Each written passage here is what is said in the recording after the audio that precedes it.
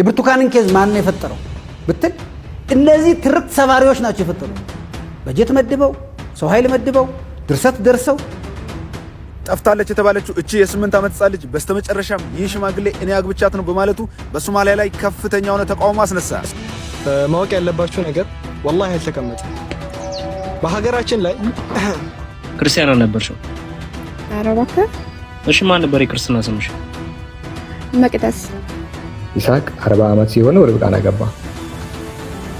ያው ነብያችን መሐመድ ሰለላሁ ዐለይሂ ወሰለም እኔ ጌታ ነኝ ብለዋል። አለቀ። እፎይ የሚባል ግለሰብ እዚህ አካባቢ ላይ ተገኝቷል። ሰላም ጤና ይስጥልኝ። እንዴት አደራችሁ? እንዴት ዋላችሁ? እንዴት አመሻችሁ? አምላክ አበው ቅዱስ እግዚአብሔር ስሙ ዛሬም ዘወትርም የተመሰገነና የተወደሰ ይሁን። በወቅታዊ ጉዳዮች ላይ ተመልሼ መጥቻለሁ። ጠፍቶ የነበረ ሰው ዳንኤል ክብረትም ተመልሷል። በተለይ በብርቱካን ጉዳይ ሰፋ ያለ ሀሳብ ሰጥቷል። ከዛ ውስጥ ይሆናል ብዬ ያሰብኩት ለዚህ ሚዲያ አቅርቤያለሁኝ። እንግዲህ አንዳንድ አስቂኝ ህጎችም ጭምር እየወጡ ነው። የእስልምናውን ጉዳይ በዋናነት እንመለከታለን። የሐሰት ትርክቶችን እየተወሩ ያሉ የሐሰት ትርክቶችን ጭምር የምናጠፋ ነው የሚሆነው።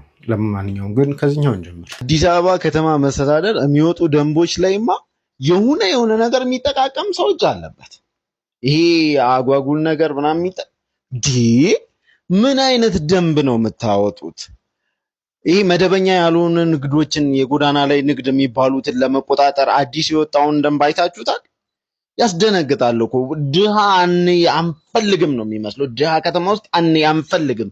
እዚህ ከታች አስቀምጬላችኋለሁና ለምሳሌ አሁን ምን የሚሉት ነው? አትክልት ልብስና ፍራፍሬ ምናምን የምትነግዱ ሰዎች ከሌሊቱ 11 ሰዓት እስከ 1 ሰዓት ብቻ ነው መሸጥ የምትችሉት ይላል። ፈረቃ ወጥቶላቸው እኮ ነው። ሌላው ነው በጣም ያስገረመኝ ሊስትሮ ከጠዋቱ 1 ሰዓት እስከ 3 ሰዓት ብቻ ነው መስራት የሚችለው። ጫማ የሚያጸዱ ሰዎች ምን ማለት ነው? ጫማ የሚያጸዱ ሰዎች ከጠዋቱ 1 ሰዓት እስከ 3 ሰዓት ብቻ ስራ ሰርተው እንዴት ሊኖሩ ነው? ቀኑን ሙሉ ከጠዋቱ 12 ሰዓት እስከ ምሽቱ 1 ሰዓት ሰርተውም ሰርቫይቭ ባደረጉ። እንደኛም እኮ እንፈልጋቸዋለን። ሌላውን ማህበረሰብ ይፈልጋቸዋል። ጫማ የሚያጸዱ ሰዎች፣ ሊስትሮ የሚሰሩ ሰዎች ይፈልጋቸዋል። ምን አጉድለው ነው ከጠዋቱ? ኧረ በስመ አብ። እንደዚህ አይነት ጠርናፊ ደንብ ድሃን ከከተማ ማስወጣት እንደማለት ነው። በቃ ከሌሊቱ 11 ሰዓት እስከ 1 ሰዓት ብቻ ነው ሰው በሌለ ሰዓት፣ እንቅስቃሴ በሌለ ሰዓት ምን እንዲሰሩ? እኔ ሌሊት ተነስቼ ነው አትክልት ልገዛ የምወጣው ወይስ አትሽጡ ነው? መከልከል እኮ በስንት ጣዕሙ ጋይስ፣ መከልከል በስንት ጣዕሙ። አረው አይደለም።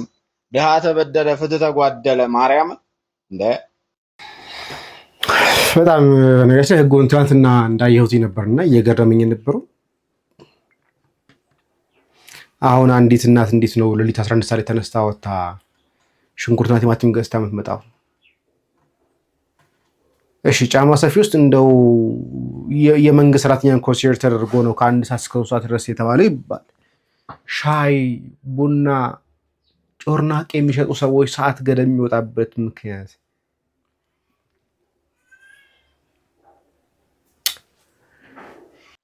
የብርቱካንን ኬዝ ማን የፈጠረው ብትል እነዚህ ትርክት ሰባሪዎች ናቸው የፈጠሩት። በጀት መድበው ሰው ኃይል መድበው ድርሰት ደርሰው እነዚህ ለውጡን ለማደናቀፍና በነባሩ እሴት ሰበራ መንገድ እንሄዳለን ብለው የሚያስቡ ሰዎች እኮ ናቸው። ዓላማው ምንድነው? እሴት መስበር ማለት ምንድነው? ይሄ መንግስትን በዚህ መንገድ በጦር ሜዳ አይችሉትም። መሞከራቸው እርግጥ ነው። በብዙ ነገር በጦር ሜዳ ተሸንፈዋል። በብዙ ነገር ተሸንፈዋል።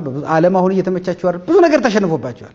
ስለዚህ እንዲህ አይነት የውሸት ድራማዎችን እየሰሩ መምጣት የሚገርም አይደለም። በቃ የተሸነፈ ሰው ልማዱ ነው እንዲህ አይነት ነገር። ሁልጊዜ በጦርነት የተሸነፈ ሰው እኮ ወይም በሌላ ውጊያ የተሸነፈ ሰው የሚያደርገው ምንድነው? በወሬ ነው የሚያሸንፈው። ለወሬ ጊዜ አለው። ስለዚህ በሱ ወሬ ያሸንፋል። እነዚህ ሰዎች ደግሞ እሴት መስበር ልማዳቸው። ስለዚህ አንዱ በዚህ ሂደት የሰበሩት ምንድነው? እሴት ነው። እሴት ለመስበር ነው አንዱ የመጡት። የመንግስት ኃላፊነት ምንድነው? እሴት መገንባት። የነሱ ልማድ ምንድነው? እሴት መስበር። ሴት እህቶቻችን ነገ ችግር ገጠመን ቢሉ እንዳይታመኑ፣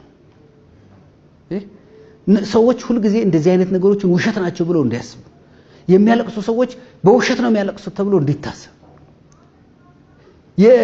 የችግረኞች ሰቆቃን የሚያዳምጠው እንዲጠፋ የችግረኞችን ሰቆቃ መስማት ከሚያለቅሱ ጋር አብረህ ማዘን የቸገረውን ሰው መርዳት ከተገፋ ጋር መቆም የኢትዮጵያን እሴት ነበር። ይሄን እሴት ነው አንዱ ሊሰብሩበት የሚመጣው።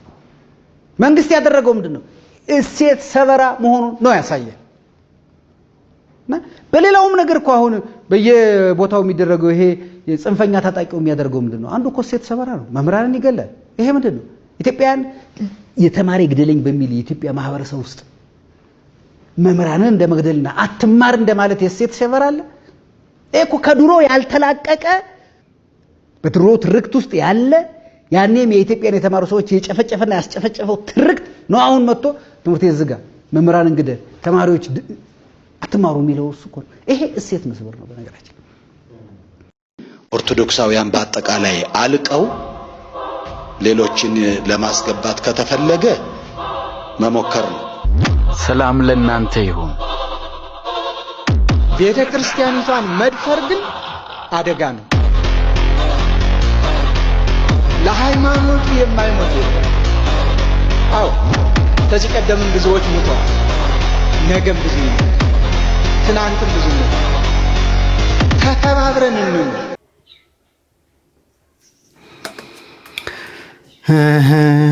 እስቲ አንድ ጉዳይ ባስገባ እዚህ ማለት ደስ ይለኛል። በተለይ ደግሞ ብዙን ጊዜ ዘማሪ ያለ ብዙን ጊዜ የማነሳቸው ሀሳቦች ናቸው። አንድ አባት ደገኛ አባት እንዲሉ ሰማችሁ። አንድ መዝሙር ሲዘጋጅ ዘመን ተሻጋሪ መሆን አለበት። አሁን በዩቲዩብ የሚለቀቀው መዝሙር አንዱንም አታነሳውም፣ ይሄዳል፣ እንደ ጎርፍ ይሄዳል። ለምን?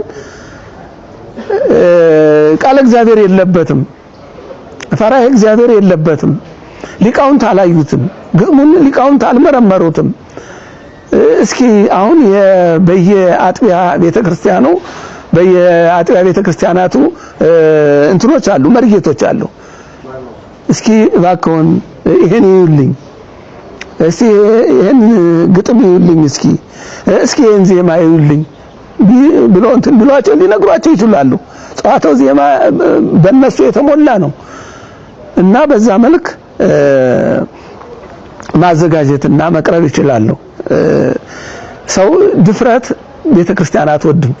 ድፍረት ያስቀስፋል፣ ድፍረት ያዋርዳል፣ ጥሩ አይደለም። በትህትና ሁሉም ነገር ትህርምት ያስፈልገዋል።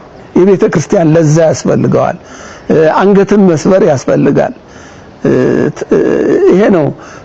ወደ ሰው የምናቀርበው መዝሙር ደግሞ ተመስጦን የሚያመጣ እንግዲህ መዝሙር ትምህርት ነው፣ ንስሐ ነው፣ የተለያዩ እንትኖችን የሚሰጥ ትምህርት ተመስጦን የሚያመጣ ትምህርት የሚሰጥ ነው እና ከእግዚአብሔር ጋር ለማገናኘት ድልድይም ነው።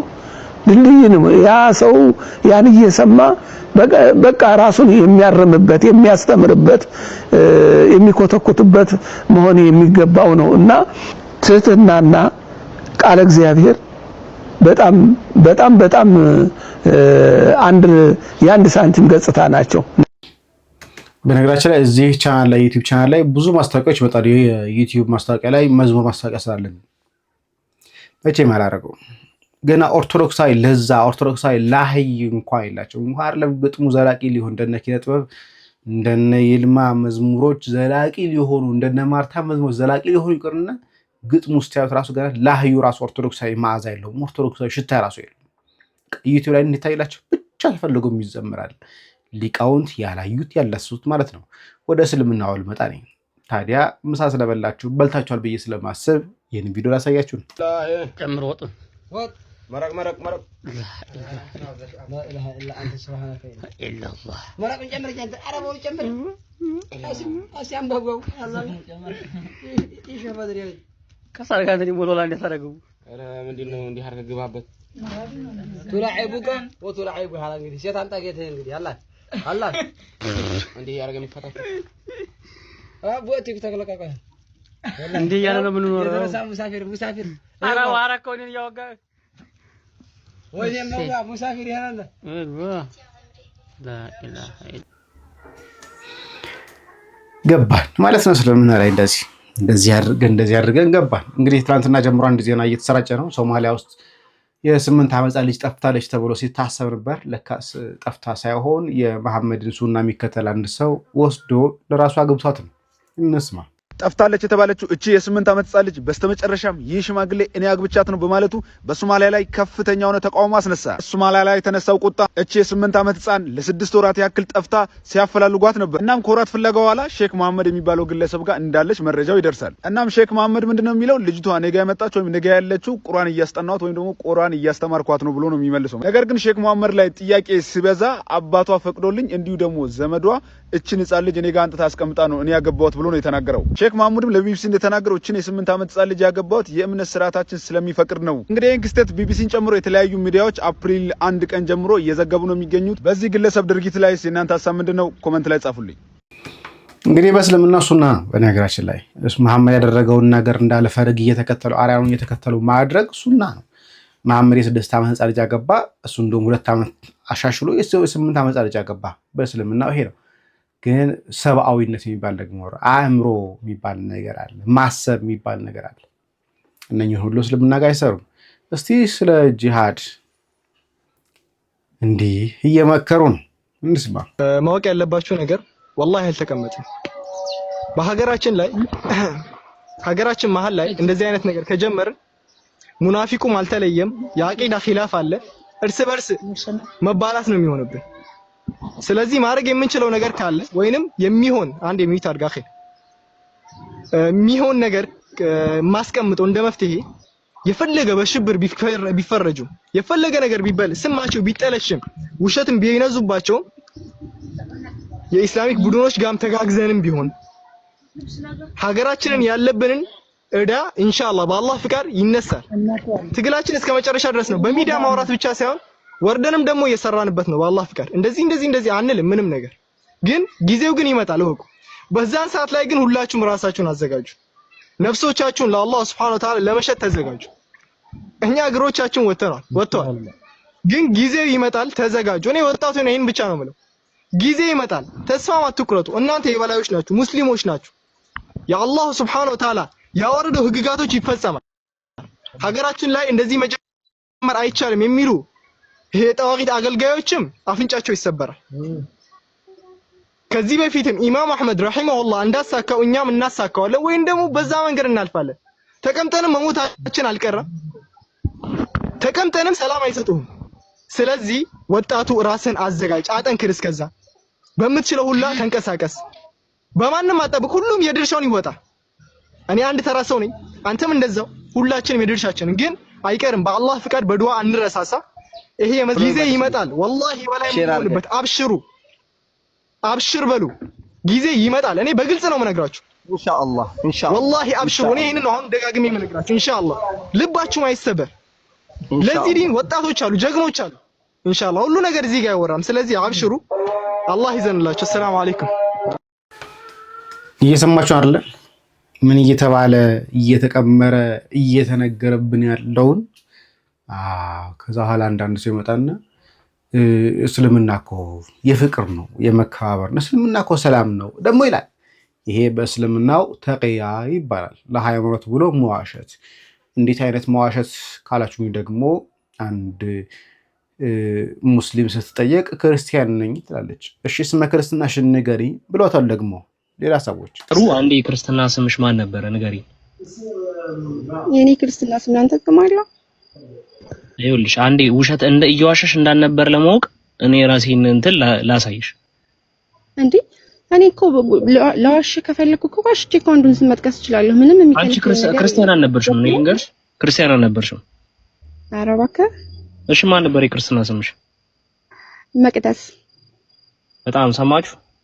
ያዘልኝ አሁን ገና ሰማችሁ? ጄሪስ ይሄ ነው። እንደዚህ አይነት ሰው ነው መጥቶ የሚደበረብን። የክርስትና ስሟ ማን ነው? መቅደስ። መቅዲ ነው። አንተ ተው፣ መቅዲ ነው። አቤላ ቆይ እንደፈለጋችሁ ማለት ትችላላችሁ። የክርስትና ስምሽ ማን ነበረ? ጋሩ ለማን የምንኖርበት አካባቢ የሙስሊሙም ሰው የክርስቲያን ስም ይይዛል፣ የክርስቲያኑም የሙስሊም ይይዛል። ያ አንተ እንደምትፈልገው አይነት ስም ላልጠራልህ ይችል ይሆናል ምናልባት ማለት ነው። እኔ አሁን እሱ አይደለም ዋናው ዓላማ የዚህ የክርስትና ስምሽ መቅደስ ነው። ኦርቶዶክስ ነበርሽ፣ የክርስትና ስምሽ መቅደስ ነው። ለማውራት እድሉን ተሰጠኝ ላውራ፣ ካልሆነ ስለ ግል ህይወት አይመለከትህም። አይ እኔ አንድ ነገር ልንገርሽ። ለማንኛውም የክርስትና ስም ማለት ዓለማዊ ስም አይደለም። ዓለማዊ ስም አሁን እዚህ ጋር የማማ ያለ አቤል አለ በላይ ኤፌሶን አለ ቤቲ አለ። የክርስትና ስም ደግሞ የሥላሴ ልጅነት በመታገኝ ጊዜ የሚሰጥሽ ስም ነው። ስለዚህ አንቺ አሁን ክርስቲያን አልነበርሽም። እንግዲህ ስመ ክርስትና ተጠይቃ መቅደስ ነኝ አለች። እህሳ ምን ሆነሽ ሲባል እስልምና ገብቼ ነው ጥያቄው። አሁን እሱ ወደ እስልምና ገባሁኝ ነው። ያሳዝናል። አንድ ቅጥፈት ከማሳየት በፊት ሌላ ቪዲዮ ላሳያችሁና እንመለሳለን። እንግዲህ ርብቃ 3 ዓመቷ ነበረ ይስሐቅን ስታገባ። ስለዚህ ለምንድነው በአይሻ እድሜ የምትስቁት አይነት ነገሮች ብሄሮች አምጥተዋል። እሱም በደንብ እንዳስዋለን። ከዛ ፊት ግን ሌሎች ነገሮችን ግን ላሳያችሁ። ይህን ነገር ላሳያችሁ። ከሌለ ሰደቃ በምን ትሰጣለህ? አንድ ሰው እኮ በብልቱ ሰደቃ መስራት ይችላል። ገብቷችኋል አይደል? ሚስትህን ማጉረስ፣ ሚስትህን መሳብ፣ ሚስትህን ማቀፍ፣ ሚስትህን በደንብ አርክተህ ግንኙነት ማድረግ አጅር ያስከፍላል ከአላህ። በደንብ አርክተህ ግንኙነት ማድረግ አጅር ያስከፍላል ከአላህ። አንድ ሰው እኮ በብልቱ ሰደቃ መስራት ይችላል። ገብቷችኋል አይደል? ሌላው ጋብቻ ላይ ስንመጣ ጋብቻ የሚባለው ነገር በራሱ ራሱን የቻለ ዒባዳ ነው። ጋብቻ እንደምንታውቁት ራሱን የቻለ ዒባዳ ነው። ጋብቻ ብቻ ሳይሆን ይሄ ግንኙነት የሚባለው ነገር ለራሱ በአንድ በኩልም አንተ ስሜትህን ትወጣለህ፣ በአንድ በኩልም የራስህን ሻዋህን እየረካ፣ በአንድ በኩል ደግሞ ዒባዳ ነው። ዒባዳ ነው ብለን መነየት መቻል አለብን። ለምን ረሱል አለይሂ ሰላቱ ወሰላም ወፊ ቡድዒ አሐዲኩም ሰደቃ፣ ሚስትህን ማጉረስ፣ ሚስትህን መሳብ፣ ሚስትህ ይሄን ዒባዳ ነው የሚለውን ነገር ማወቅ መቻል አለብን። ምናልባት እኔ ወንድ ነኝ በቃ እንዲህ አድርጌ ሰራላታለሁ እንዲህ አድርጊያታለሁ ብለህ የምንትል ከሆነ ትክክል አይደለም። አንድ አባባል ምን ይላሉ? የሰው ልጅ 3 እንስሳዎች ይበልጡታል ይላሉ። በዛ ከሄደ ዒባዳ በሚለው ሂደን በዒባዳ ካልወሰርነው በስተቀር እኔ ወንድ ነኝ እንዲህ አደርጋለሁ በሚለው ከሄደ 3 እንስሳዎች ይበልጡታል አሉ የሰው ልጅ። አንደኛ ዶሮ ይበልጠዋል አሉ፣ ሁለተኛ ውሻ ይበልጠዋል አሉ፣ ሶስተኛ አህያ ይበልጠዋል አሉ የሰው ልጅ። በምን ከተባለ አንደኛ ቶሎ ቶሎ በመሄድ ዶሮ ይበልጠዋል አሉ። ዶሮ በቀን 3 ጊዜ ነው የሚገናኘው ታውቃላችሁ? አሁንም ትንሽ ጫር ጫር አድርጎ ቁብ ነው አይደል? አሁንም ትንሽ ጫር ጫር አድርጎ ቁብ ነው። ስለዚህ በመስጊድ ደረጃ ራሱ የሚሰጠው ራሱ እንደዚህ አይነት የሩካቤ ትምህርት ነው። ለማንኛውም ይሄን እፎይ ነው የምትመስለው።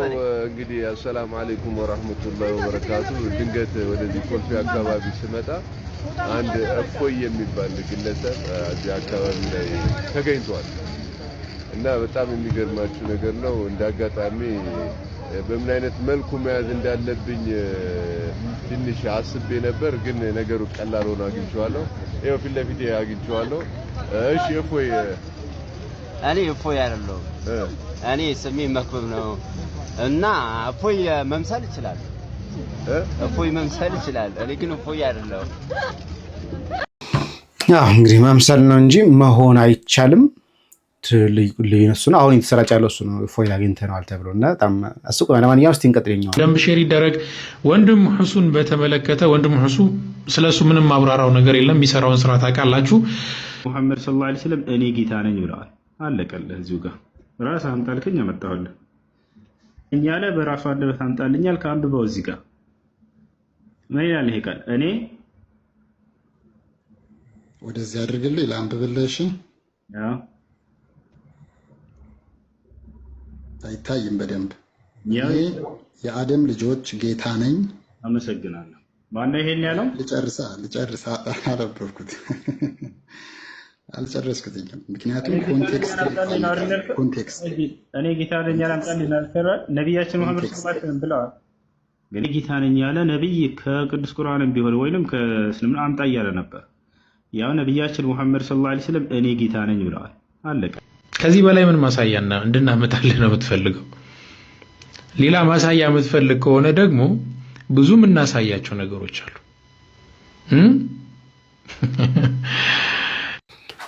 ስለዚህ ምንድነው መሐመድ ጌታ ነው ተቀበሉ ተብላችኋል ሙስሊሞች። ምክንያቱም አይደለም የተናገርን ያለ ነው። ኡስታዝ ሁሱ ተብለው ከመሐመድ በኋላ ነብይ ቢነሳ ነብይ ሊሆን የሚችለው ተብሎ የተነገረለት ሁሱ ነው። ለማንኛውም እንቀጥል።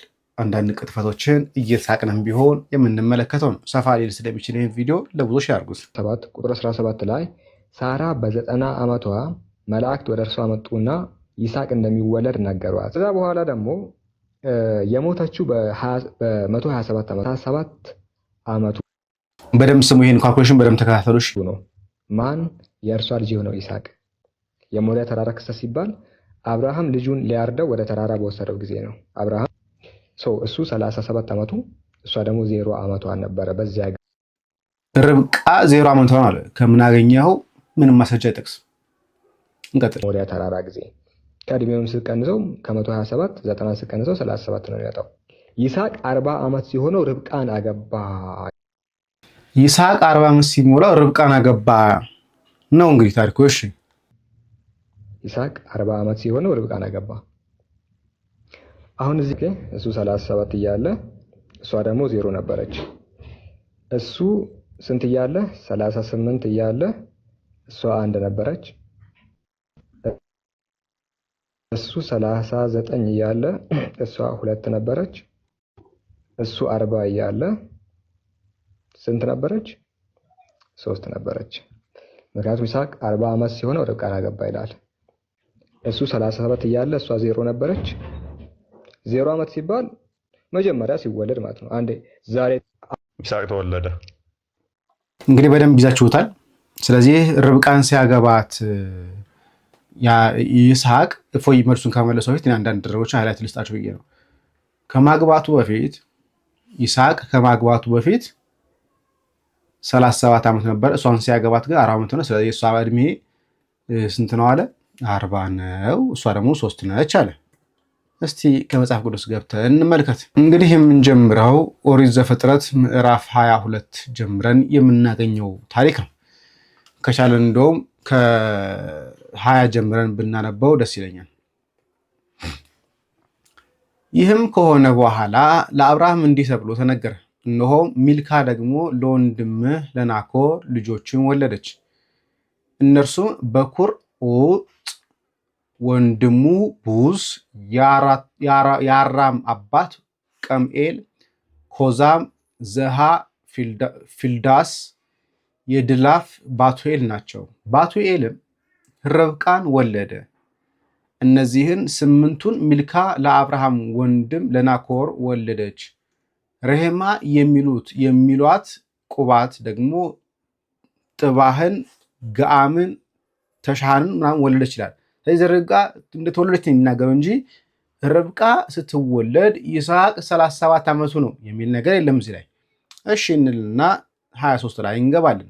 ዘፍጥረት 23 ላይ የሳራ ዕድሜ 127 ዓመት ሆነ። አሁን እዛ ጋር እንግዲህ በዘፍጥረት 22 ላይ ሳራ እንደተወለደች ርብቃ እንደተወለደች የምናውቀው መች ተወለደች የሚለው ነገር አናውቅም። እዚህ ጋር የሳራ ዕድሜ 100 ስንት ነው አለ? 27 ዓመት ሆነ። እንደዚህ እያለ ከዛ በኋላ እንደሞተች የሚናገርበት ነው። ከዛ በኋላ አብርሃም እንደዚህ ያሉ ልጆች ይልና ለሰራተኛው ለአገልጋዩ እንዲህ ብሎ ይልኳል። እንግዲህ ዘፍጥረት 24 ላይ አብርሃም ለይስሐቅ ሚስት ያጩለት ዘንድ የተላከበት ክፍል ነው። አብርሃም ሸመገለ፣ በዘመንም አረጀ፣ እግዚአብሔርም አብርሃምን ስራ ሁሉ ባረከለት ይልና ሎሌውን ይላል እዚህ ጋር 5 ቁጥር ሎሌው ሴቲቱ ምናልባት በዚህ ሀገር ከእኔ ጋር ለመምጣት እምቢ ያለች እንደሆነ ልጅህን ወደ ወጣህባት ሀገር ልትመለስ ነውን አለው። አብርሃም አለ ልጄን ወደዚያ እንዳትመለስ ተጠንቀቅ። ስለ ይስሐቅ እያወራ ነው። አባቴ ቤት ከተወለድኩባት ምድርም ያወጣኝ ይህች ምድር እሰጣቸዋለሁ ብሎኝ ከአባቴ ቤት የተወለድኩባትን ምድር ያወጣኝ ይህችን ምድር እሰጣለሁ ብሎ የነገረኝን የማለልኝን የሰማይ አምላክ እግዚአብሔርን እርሱ መልአኩን በፊትህ ይሰዳል፣ ከዚያም ለልጄ ሚስትን ትወስዳለህ ይላል። ለይስሐቅ አሁን ሚስት ሊያዝለት ነው። ሴቲቱም ከአንተ ጋር ለመምጣት እምቢ ያለች እንደሆነ ሴቲቱ ሕፃኒቱ አይደለም የሚለው ሴቲቱ እምቢ ያለች እንደሆነ ከዚህ ካቀረብኩልህ መሐላ ንጹሕ ነህ፣ ልጄ ግን ወደዚያ አትመልሰው። ሎሌውም የጌታውን የአብርሃም ጭን በታች እጁን አደረገ፣ ስለዚህም ነገር ማለለት። ሎሌውም ጌታውን ግመሎች ይዞ ሄደ። ከዛ በኋላ ጉዞ ከተገዛ በኋላ በሐሳቡ እነኚህ ግመሎች የሚያጠጣ ሰው አገኝ ይሆንን እያለ ነበረ። 13 ላይ ይላል፣ እነሆ በዚያ ውሃ ምንጭ አጠገብ እኔ ቆማለሁ፣ በዚህችም ከተማ ሴት ልጆችን ውሃውን ሊቀዱ ይመጣሉ። ውሃ ዳር ላይ ሊቀመጥ ነው። ስለዚህ እዛ ከተማ ሴቶች ምን ውሃ ሊቀዱ ይመጣሉ። ሙስሊሞች ይቺ ርብቃ ስንት ዓመት እያሉ 3 ዓመት ሕፃን ልጅ ከከተማ ወጥታ ውሃ ልቀዳ በእንስራ ልትሄድ ነው።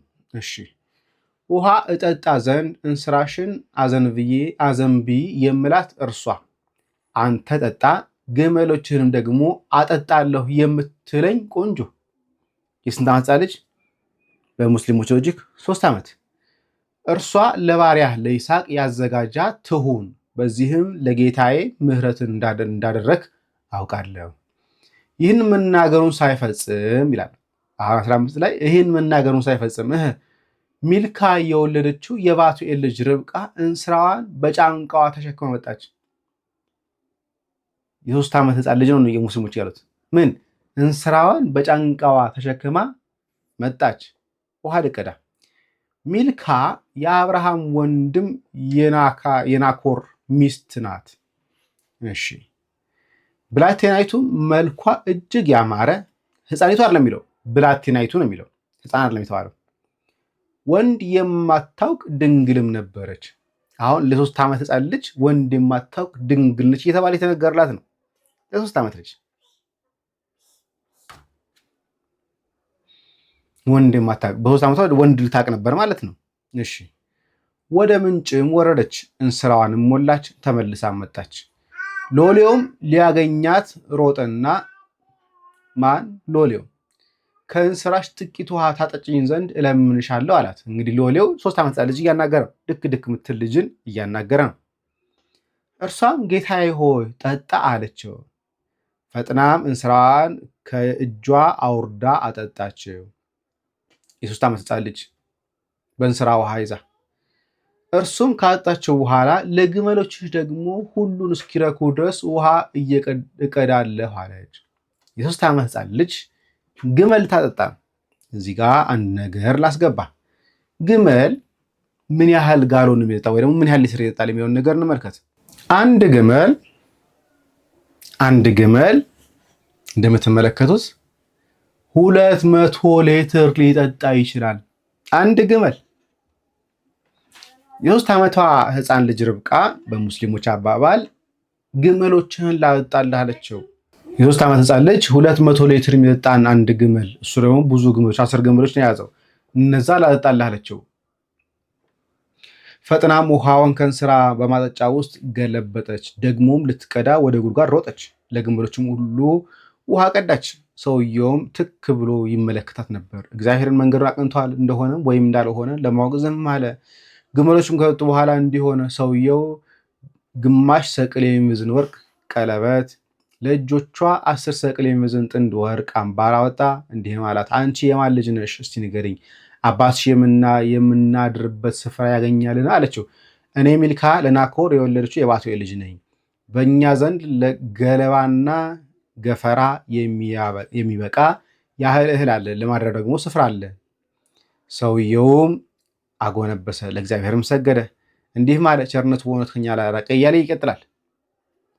ሕፃን ልጅ ሳይሆን ምን እያላት ነው? ብላቴናይቱም ሮጠች፣ ለእናቷን ቤት ይህን ነገር ሁሉ ተናገረቻት። ርብቃም ላባ ወደ ተባለ ወንድም ነበራት። ላባም እንደዚህ ያለ ይቀጥላል። ከዛ በኋላ ለትዳር ተጠየቀች፣ እሺ አለች። የ3 ዓመት ሕፃን ልጅ በማን ሎጂክ? በሙስሊሞች ሎጂክ። ይህን ሁሉ ለምንድን ነው ያመጣው? የአይሻን 8 ዓመት ነገር ለመደበቅ።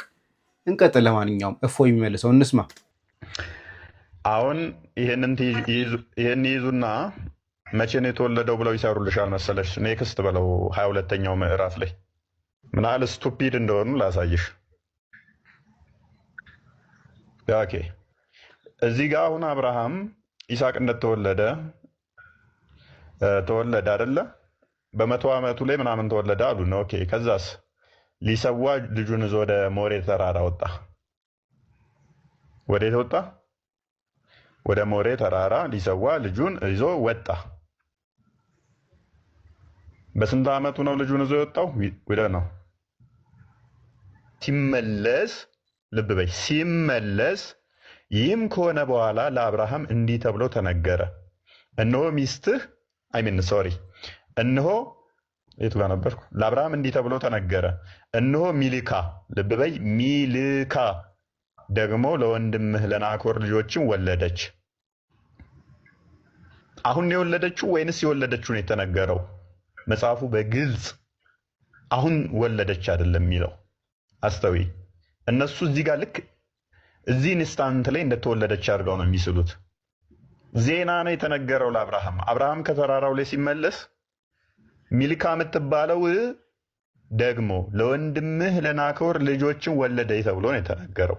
መቼ ነው የወለደችው? ዊደን ነው ትናንት፣ ዛሬ፣ ከዓመት በፊት፣ ከ2 ዓመት በፊት የሚታወቅ ነገር የለም።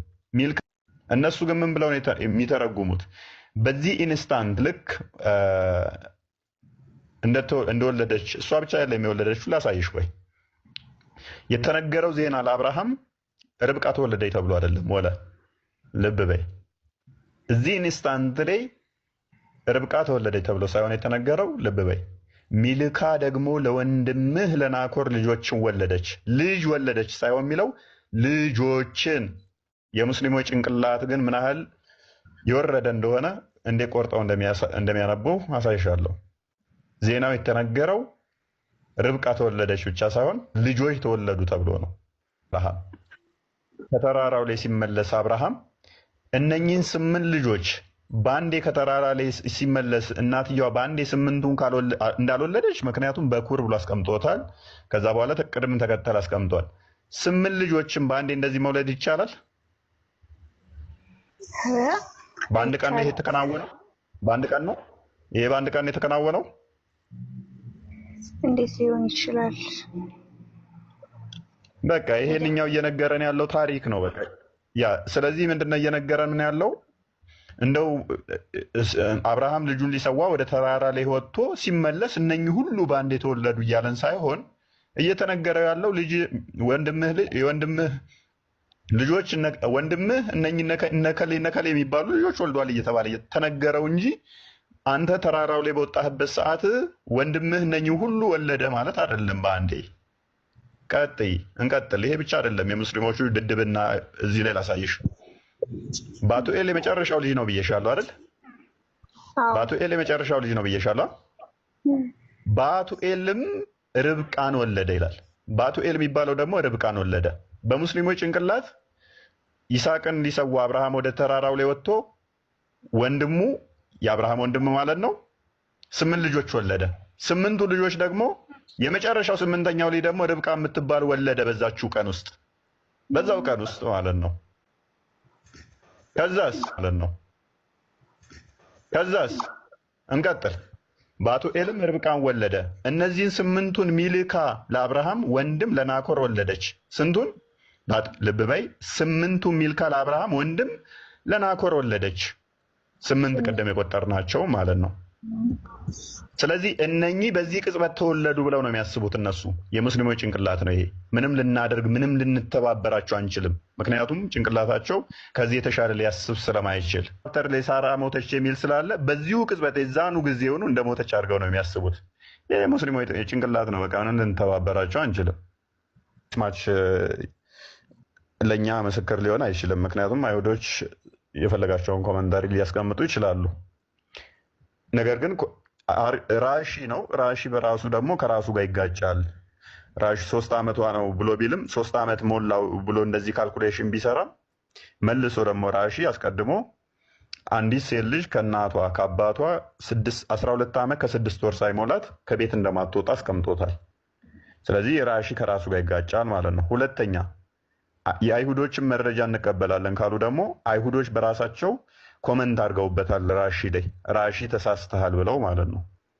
ራሺ እንትንም አይደለም ሲጀመር ከ11ኛው ሴንቸሪ ምናምን አካባቢ የመጣ ኮመንታሪ ነው። ከ11ኛው ሴንቸሪ ምናምን በኋላ የመጣና ማብራሪያ የሰጠ ሰው እንትን ነው። ስለዚህ የእሱ እንትን ዲስማች በአይሁዶችም ተቀባይነት የለውም። በራሳቸውም ኮመንት አድርገውበታል፣ አይቀበሉትም።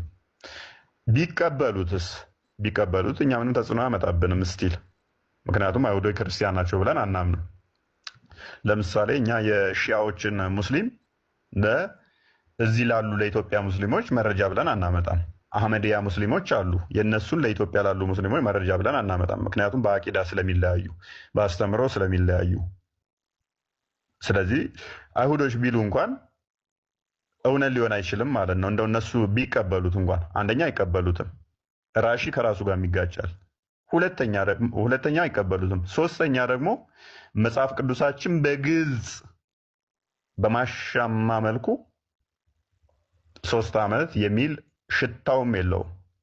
የነሱ ድድብና ካልኩሌሽን ካልሆነ በጊዜው ላልገባው ሰው ሊያደናገር ይችላል። በዛ ቅጽበት ላይ አብርሃም ከተራራው ሲመለስ ወንድሙ 8 ልጆች ወለዱ። ከዛ 8ኛው ልጅ ደግሞ ርብቃ የምትባለው ወለደ። በዛው ቅጽበት ደግሞ የአብርሃም ሚስት ሞተች። ከ3 ዓመት በኋላ 3 ዓመት ያህል ልጁ አዘነ። ከ3 ዓመት በኋላ ርብቃን አገባት። ምክንያቱም በዛው ቅጽበት ስለተወለደች ርብቃ በዛው ቅጽበት ደግሞ ሳራ ስለሞተች 3 ዓመት ያህል ሲጠብቅ ርብቃ 3 ዓመት ሞላት። ይሄ ሙስሊሞች የድድብና ጥያቄ ጭንቅላት ነው። ልንተባበራቸው አንችልም፣ መታከም ያስፈልገዋል። ርብቃ ግን ምን አይነት ነች የሚለውን አቋሟ የጠነከረ እንደ አይሻ በዘንቢል ግመል የምትጫን ሳይሆን 10 ግመሎችን ውሃ መጠጣት የምትችል ደምስል ነበር። ደምስል የሚለው ብላቴና በሚል ይተረጎማል። ብላቴና ከ17 ዓመት ያላነሰ እንደሆነ መጽሐፍ ቅዱሳችን በግልጽ ማሳየት እንችላለን። እሱን ደህና ነበረች እና እንደዚህ ነገር ጠንካራ እንደሆነች ደናግል ነበረች አስቀምጦታል። ናራ የሚለው የሂብሩ ቃል ናራ ማለት ወይንም ሴት የደረሰች ያላገባች ማለት ነው እና እንደዛ ነው። እናመሰግናለን ወንድማችን ፎይ፣ እግዚአብሔር ይስጥልን። በጣም የራሳቸውን ገመና ለመሸፈን በ8 ዓመቱ አገባ የሚለውን ነውር ለመሸፈን በ6 ዓመቱ አገባ የሚለውን ነውር ለመሸፈን ምን አይነት ርቀት ሄደዋል? 10 ግመል ማጠጣት የምትችልን ሴት ወይም ብላቴና 3 ዓመቷ ነው አሉ። 10 ግመል ማጠጣት የምትችል አንዱ ግመል 200 ሊትር የሚጠጣ 10 ግመል ማለት 2000 ሊትር ታንከሩን አይታችኋል? 2000 ሊትር እንደሚያክል እሱን አጠጣቻል። 3 ዓመት ጻለች። 3 ዓመት ጻለች መቼስ ያለው ሰው ምንም ግልጽ ነው የሚያውቀው ጉዳይ ስለሆነ ማለት ነው። አንደኛውም የዛሬ ዝግጅት በቃ ከተመቻችሁና ከወደዳችሁት እንደተለመደው ላይክ፣ ሰብስክራይብ፣ ሼር ማድረጋችሁን አትርሱ። ሰላም፣ እግዚአብሔር ከእናንተ ጋር ይሁን። ቸር ቆዩ።